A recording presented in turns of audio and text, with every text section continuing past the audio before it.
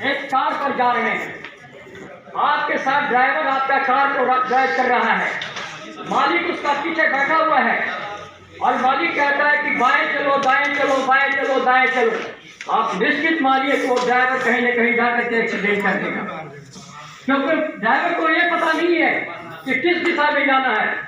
उसी तरह एक होम्योपैथ डॉक्टर को अगर पोटेंसी का अच्छा ज्ञान नहीं होगा तो निश्चित मानिए को कहीं न कहीं जाकर के डिस्टर्ब हो जाएगा और केस को आराम नहीं कर पाएगा। उसी तरह से आप देखिएगा, कहा गया है कि अनुमान और अनुभव दो चीज होती है। हमारा अनुमान गलत हो सकता है मगर मेरी अनुभव कभी गलत नहीं हो सकती है। अनुभव का बहुत बड़ा वैल्यू है हमारे मेडिकल साइंस के अंदर में, एक्सपीरियंस का बहुत बड़ी वैल्यू है। एक कहानी मैं सुना देता हूँ। मैं अपने फादर के साथ प्रैक्टिस कर रहा था। एक लेफ्ट साइड साइटिका का पेशेंट आ गया। लेफ्ट साइड साइटिका का पेशेंट आने के बाद में जब उन्होंने कहा कि इसको कॉस्टिकम दे दो, हमने कहा फादर से कहा what was prescribing Causticum, Causticum is right medicine and the patient is suffering from the left side sciatica. कहा कि तुमने कॉस्टिकम तो कहीं लेफ्ट साइड में पढ़े हो कि नहीं? हमने कहा अब टिल नाउ अभी तक हम नहीं पढ़े। तो लगा ये काम करो, तुम रिलियंटर का थेरेप्यूटिक्स निकालो और प्रॉपर थॉट का मटेरियल बेटा निकालो और निकाल करके देखो उसमें कॉस्टिकम का लेफ्ट साइड का लिखा हुआ कि नहीं। हम उस दिन पढ़ने के बाद में जिंदगी में कभी नहीं भूलते। एक छोटी सी कहानी और सुनाता हूँ, कहानी से ही होम्योपैथ सीखिएगा। डॉक्टर दिलीप गुप्ता हमारे सीनियर कलकत्ता होम्योपैथिक मेडिकल से पास करने के बाद दिल्ली में प्रैक्टिस कर रहे थे।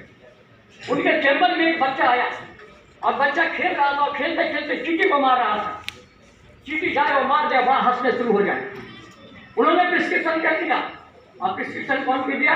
एब्रोटेनम। एब्रोटेनम जब प्रिस्क्रिप्शन हुआ, हमने दिलीप गुप्ता से बात किया कि भाई प्रिस्क्राइब एब्रोटेनम। सर भैया, हमने कहा कि तुम एब्रोटेनम पढ़े हो कि नहीं? हमने कहा एब्रोटेनम को हम मिनिमम कम से कम 25 बार पढ़े होंगे। कहा कि एब्रोटेनम के सेकंड पेज में जाकर के सेकंड लाइन में जाकर के देख लेना तो उसके अंदर एक वर्ड लिखा हुआ है इन ह्यूमन। एक ही वर्ड है, बहुत रेयर लोग उदाहरण में जाता हुआ इन ह्यूमन का लिखा हुआ है। जब इन ह्यूमन का मतलब होता है जिसमें मानवता नाम का कोई चीज नहीं हो, और जब मानवता नाम का चीज नहीं हो तो किसी को कष्ट देने में आराम मिलता है। और उन्होंने उसी बेसिस पर डिस्क्रिप्शन कर दिया एब्रोटेनम को।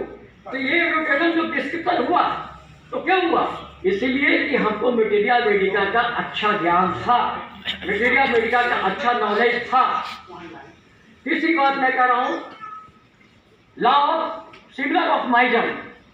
आज हम माइजन को 100% हम होम्योपैथ डॉक्टर भूलते जा रहे हैं। जो कहा गया है homeopathic without organelle is zero. आज होम्योपैथिक अगर किसी देश के अंदर विलुप्त हुआ है, जहां से ये चला था आज वो विलुप्त होते जा रहा है। दूसरे हमारे कंट्री के अंदर जो विलुप्त हो जाए उसकी वजह क्या है? आज ऑर्गेनल को छोड़ दिया है। ऑर्गेनल के प्रति कोई श्रद्धा और ध्यान नहीं रहा लोगों के प्रति भी। आज हम भूलते जा रहे हैं। आज हम कहाँ चले गए हैं? ऐसा मेडिसिन हमको दे दीजिए, बना बनाया खाना दे दीजिए, हम परोस देंगे, खाना खा के चला जाएगा। आज होम्योपैथ में यही दशा होती जा रही है। मेहनत करने के लिए कोशिश लोग नहीं कर रहे हैं। मेहनत करके देखिए, सपोज एक पेशेंट आपके पास आ गया और वो कहता है कि सर मेरे चेहरे के अंदर दर्द है, चाहे वो लेफ्ट हो चाहे राइट हो, डॉट माइट। और जब हम फर्स्ट मूवमेंट करते हैं तो मेरी तकलीफ बढ़ जाती है, और जब मैं कंटिन्यू मूवमेंट करता हूं तो मेरा तकलीफ जो है घट जाता है। 100% होम्योपैथ डॉक्टर है thinking the medicine is right respect, no doubt respect. मगर समझ लीजिए, अगर वो पेशेंट साइकोटिक माइजन से सफर कर रहा है, जिंदगी भर रस खिलाइएगा, वो पेशेंट कभी आराम नहीं होगा।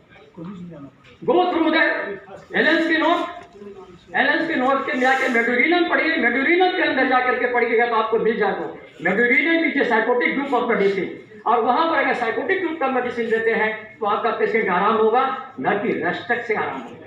रेस्टक से कभी आराम नहीं होगा। तो ये जान लीजिए, अगर कोई भी होम्योपैथ डॉक्टर अगर वो कहता है कि बिना माइजन का हम उसको क्रॉनिक केस को आराम कर देंगे तो शायद कल्याण स्वरूप कभी जिंदगी में मानने वाला नहीं है। कि बिना माइजन के ट्रीटमेंट के हुआ, बिना एंटीबायोटिक के ट्रीटमेंट के हुआ एक भी क्रॉनिक केस की जो होम्योपैथी को ठीक करने का ताकत नहीं है और नहीं ठीक कर सकता है। उसको माइनर के अंदर आना ही पड़ेगा प्रिस्क्रिप्शन करने के लिए, एंटीबायोटिक ट्रीटमेंट करना पड़ेगा, तभी वो इस केस को आराम कर सकता है, अन्यथा वो किसी केस को आराम नहीं कर सकता है। डोज की बात आ गया, सिमिलर डोज के अंदर अब क्या क्या है, ऑर्गेनल के अंदर लिखा हुआ है when your medicine going to act stop your medicine. अभी एक भाई साहब ने भी प्रश्न किया था कि 50 मिलीसिमल में क्या करना चाहिए। Any potency you are giving the decimal potency, centesimal potency or renal potency, if the medicine action is stop your medicine। अब सवाल उठता है कि मेडिसिन मेरी एक्शन किया कि नहीं, ये जानकारी देना है। तो आप एक चीज, आज मैं एक चीज दे के जा रहा हूँ, जरूर से ध्यान में पढ़िएगा। पढ़ना होगा तो प्रॉपर फेट का मटेरियल का पढ़ लीजिएगा, बंगला तो आप नहीं पढ़ते होंगे, इसलिए बंगला राइटर का मटेरियल का नहीं बता रहा हूँ।